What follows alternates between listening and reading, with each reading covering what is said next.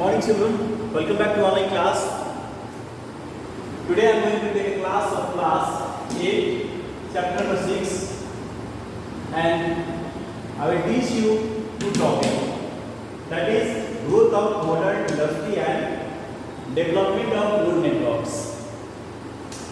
We have already studied about the several topics, that was the impact of the industrial revolution, lack of royal patronage and reduction of external markets, and tactics used by the British.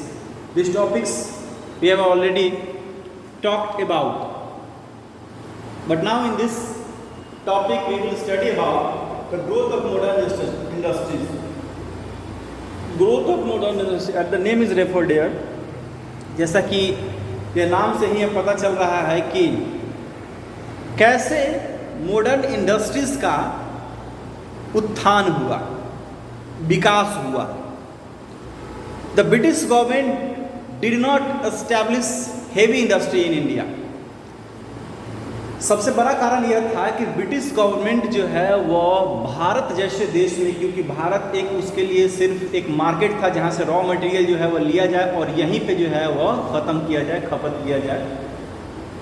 तो India के market में को बर्बाद करने के लिए, आधिपत्य जमाए रखने के लिए उसने इंडियन इंडस्ट्री को बड़ा होने ही नहीं दिया, कोई बड़ा इंडस्ट्रीज को खोलने ही नहीं दिया. उसका सबसे बड़ा इफेक्ट यह हुआ कि अगर इंडियन इंडस्ट्री बड़े बड़े नहीं खुले तो उसका कोई कॉम्पिटिटर नहीं होगा, और जब कॉम्पिटिटर नहीं होगा तो प्रॉब्लम्स यहाँ हो जाएगी कि जो कॉटन इंडस्ट्रीज है, कॉटेज इंडस्ट्रीज खत्म हो जाएंगे, यानी घरेलू उद्योग खत्म होते चले जाएंगे.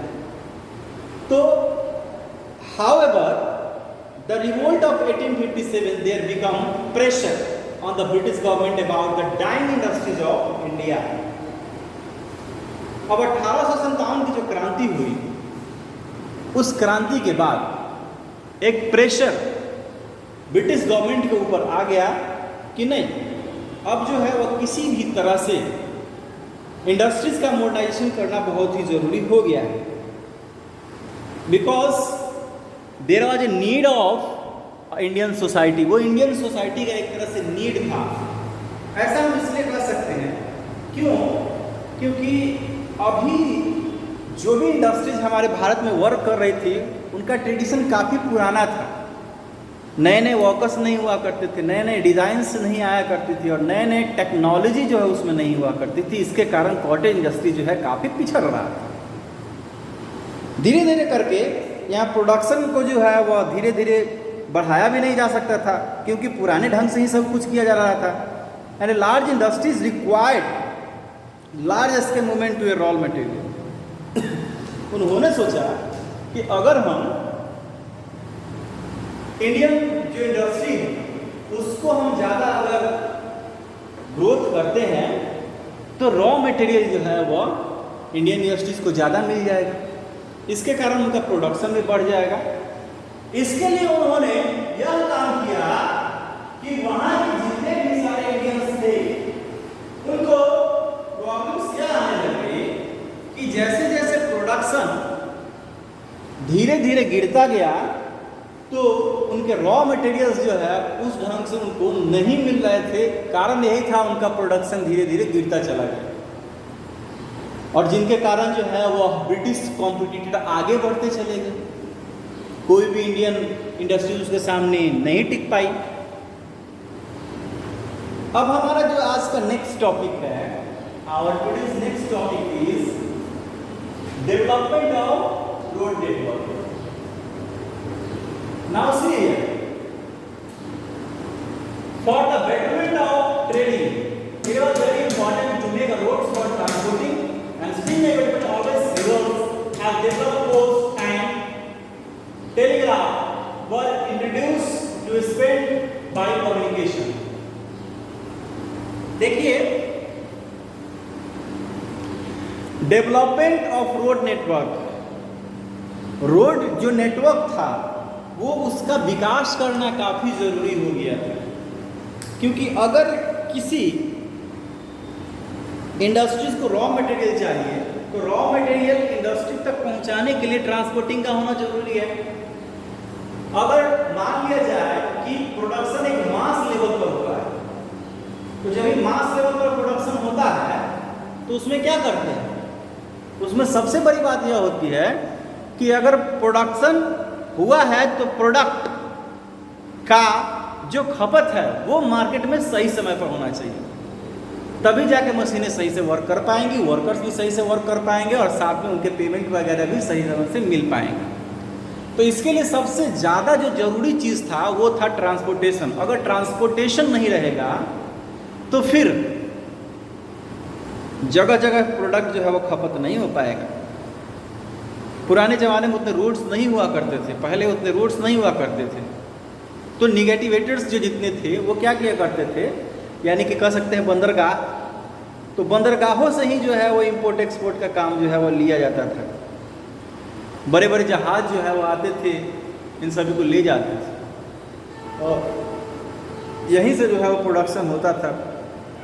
कहने का मतलब यह है कि कोस्टल एरिया में पाए जाने वाले जितने भी जगह थे, जैसे हमारा गुजरात हो गया, केरल हो गया, महाराष्ट्र हो गया, तमिलनाडु हो गया, उड़ीसा हो गया, ये सभी जगह जो है वो काफ़ी ज़्यादा धनी मनी थे, क्योंकि वहीं से इंपोर्ट एक्सपोर्ट का जो है वो कार्रवाई होता था। आप देख लीजिए बंगाल को, है ना, तो सबसे ज़्यादा था उस समय का, बंगाल से ही जो है वो अंग्रेज़ों ने अपना राजपाट जो है वो स्टार्ट किया था। तो देखते हैं कि modern and efficient means of transport and communication where the need, communication भी काफ़ी ज़रूरी थी, इसलिए उसने क्या किया, रोड्स और रेलवे नेटवर्क को जो है वह काफ़ी ज़्यादा फैलाया। इससे एक स्टेट को दूसरे स्टेट से लिंक करने में काफ़ी उसको फ़ायदा मिला, जिसके कारण कम्युनिकेशन आगे बढ़ता चला गया। फिर पोस्ट और टेलीग्राफ वो भी इंट्रोड्यूस हुए। फिर British capital largely invested in the factories of mines, British के जो पूंजी थे वो बहुत बड़े पैमाने पर जो है फैक्ट्री में, माइंस में लगाए जाने लगे। British investors build jute factory in Kolkata, Kolkata में ब्रिटिश इन्वेस्टर ने एक फैक्ट्री बैठाई, कॉटन मेटल वर्क बैठाया, फिर कोल, फिर mines and oil wells. During the world war first 1914, 1914 जो कि प्रथम विश्व युद्ध था, उसके दौरान British was importing A part of steel requirement for India, तो वहाँ से जो है वो स्टील काफ़ी जो है वो भेजा जाने लगे। उसका कारण यह था क्योंकि अगर लोहे नहीं आएंगे तो हमारा बंदूक वगैरह जो वेपन्स वगैरह कैसे बनता है। तो उन्होंने सोचा कि रॉ मटेरियल जो है वह वहाँ से जो लाए, यानी इंग्लैंड से जो है लाया जाए, तो वहाँ से सप्लाई होता था, तो काफ़ी ज़्यादा इन्वेस्टमेंट होता था। उन्होंने सोचा कि क्यों ना यहीं का रॉ मटेरियल यहीं पे खर्च कर दिया जाए।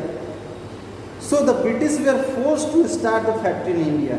इसलिए इस तरह से भी जो है वह ब्रिटिशर्स को जो है वह फोर्सली स्टार्ट कराया गया इंडिया में, ताकि फैक्ट्री जो है बने, तो यहीं से स्टील जो है वह बनता और डायरेक्ट फैक्ट्री में जाता और वहीं से जो है वेपन्स बन करके आगे जो है वर्क होता था। और इस तरह से जो है वह वर्ल्ड वॉर फर्स्ट के दौरान जो है वह सप्लाई का डिमांड जो है वह काफ़ी बढ़ने लगी, और सप्लाई के डिमांड्स को ध्यान में रखते हुए ब्रिटिश मैनेजमेंट को मजबूर होना पड़ गया कि यहाँ पे एक इंडस्ट्री जो है अगर होती तो हमें यहाँ से वेपन्स आसानी से हमको मिल जाता, और साथ ही डेवलपमेंट भी जो है हमारा अच्छी तरह से हो पाता। तो चलिए आज के लिए बस इतना ही, हम लोग फिर मिलेंगे इसके नेक्स्ट टॉपिक में इसी चैप्टर के साथ।